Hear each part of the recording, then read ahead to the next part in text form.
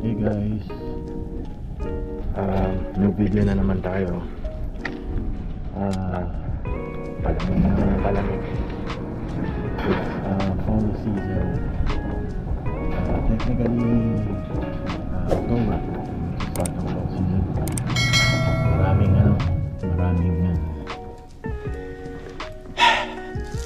Maraming factors. Pero the past few days, hindi pa naman siya ganun kalamig. Pero ngayon, hindi na. Masyado na. Masyado ng malamig ngayon. Lalo na pagka night time. But anyhow, again, welcome to another episode of Bud TV. For today's episode, wala namang special ngayon. Gagawa lang ako ng vlog for today. Pero, I'm gonna show you some items that I have got for the past couple of months, and gusto ko lang ipakita sa inyo para at least you have an idea kung ano yung direction ng ating Project EK ngayon. So ngayon pakita ko sa inyo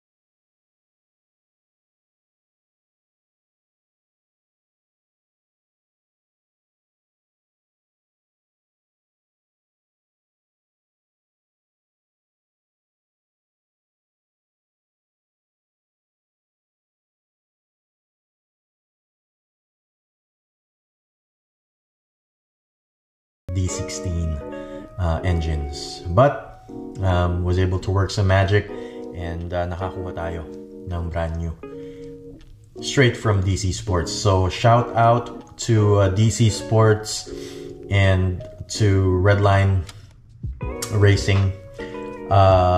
Well, not Redline Racing, but Redline 360 for helping me out source yung ating headers. As you can see before, I was able to get some parts as well initially before makakuha tayo nitong DC Sports. Kung nakikita nyo yung ating catalytic converter, yun na. Tapos meron akong original na Y8 na headers na dapat yan yung una kong gagawin initially. Balak ko yan na ikakabit ko. Throttle body, tsaka intake manifold.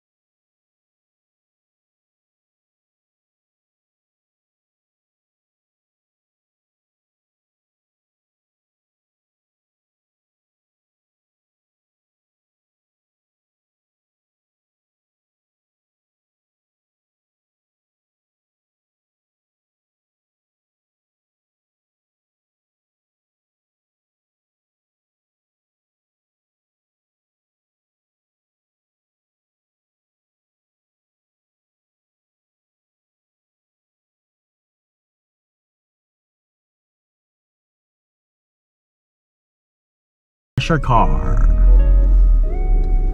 So, pagpasok ko dyan, merong undercarriage ano dyan, ayun o, kita nyo, ayan. Oop. Okay, para luminis daw, ayan o, dyan lumalabas yung ano, yung high pressure water. Ayan. After nyan, dire-diretso na dito, go forward nya. Pag sinabi niya stop, titigil na tayo. Okay, so ang ginagawa ko most of the time, I switch the engine off. You know why? Because yung power nung pressure nung car wash mismo, sumusuot siya sa loob nung engine bay natin, causing waters to splatter inside the engine. So when the car is running, of course, meron tayong mga belts doon, may mga pulleys tayo, right? May mga pulleys tayo. When it gets inside, it splashes and it creates, you know, yung splashes all over the engine bay that you have to wipe it off, dry them, and meron din mga talsik doon sa hood natin, which I don't wanna happen.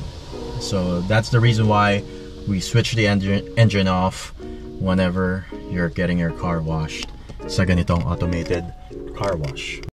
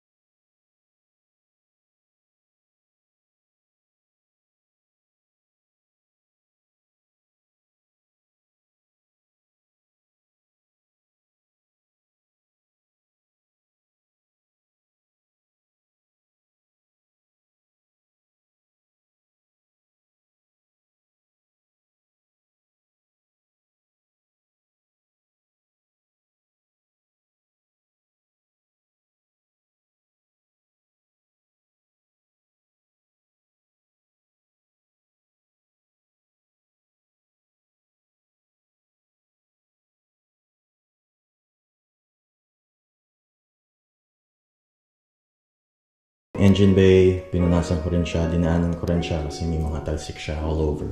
So we're done with that. Hindi ko na siya lino dry kasi gabi na. It's already, ano na ba, almost 9 p.m. And I don't want to make a noise. Maingay yung ano natin, yung blower natin. But still, I was able to clean it. Okay na siya, dry na siya, and ready for tomorrow. Meron akong mga konting stains na nakita dun sa car, so I just removed a couple of stains para matanggal. And I didn't even thought about it nung nakuha ko siya. Kasi wala akong ano what do you call this? Wala akong rubbing compound hindi ko pa natatry na i-rub down tong kotse sa totoo lang. And when I do, kailangan bumili muna ako ng orbital natin para mas madali ang buhay. But it'll come, darating din yung part na yon, and we'll get to wax it down a little bit para medyo madulas-dulas siya. Okay? So, hindi ko nabanggit sa inyo before. I don't know if I was able to put this on film and on video. Nag-paint correction ako ng konti, yung mga tama-tama na mga maliliit na bato sa front bumper, and also yung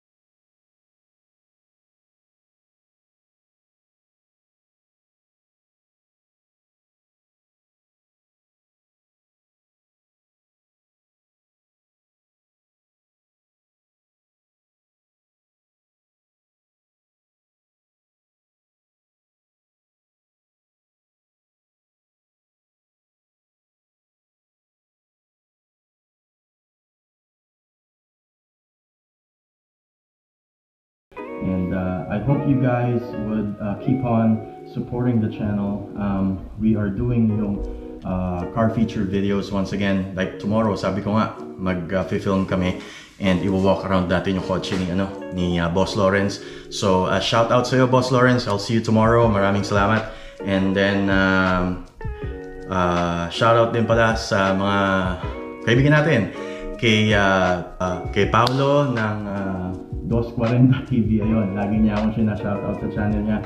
Guys, kung gusto niyo matutunan yung sound deadening, paglalagay ng mga insulation sa mga kotse, panoorin niyo yung channel niya, binavlog niya yung mga trabaho niya, and baka in a way nangangailangan kayo ng mga ganon, you can go ahead and check out his channel. It's 240 TV, DK24 TV. Panoorin nyo yun, support his channel din, and I hope if ever man na nangangailangan kayo ng mga ganong klaseng service, you can go ahead and subscribe to his channel, panoorin nyo kung paano siya nagtatrabaho, and message nyo lang siya if you want to have those types of services. He does home service sa mga kotse, so it's convenient, hindi nyo na kailangan pumunta sa shop, siya na mismo yung pupunta sa inyo, and I am 100% sure na mura siya maningil. So go ahead and visit his channel. Kaibigan ko yan, si Boss Paolo. Pao, maraming salamat. Always watching the videos. And also, huwag nyo rin kakalimutan, shoutout din pala kay Justin ng Hotheads TV. By this video, alam ko nasa Japan ka, so I am happy for you, Justin. Ikutin mo yan Japan, bigyan nyo kami magandang content. Minsan, alam nyo yun, enjoyable na maipakita mo yung mga ginagawa nyo and yung mga interesting things na i-share mo sa amin. So, always ingat lang, and shout out to you. Magkita tayo sa susunod when you come over here dito sa Cali. So, yun lang. Pag nakarating kayo dito sa part ng video na ito, maraming salamat. You are really a good supporter. Salamat. And if you are a first-timer dito sa video natin and you came across this video, thank you for spending your time up until the end of the video. If you haven't subscribed, please go ahead and press that subscribe button, and that's going to be a big help for the channel, and also an inspiration for me or for us to make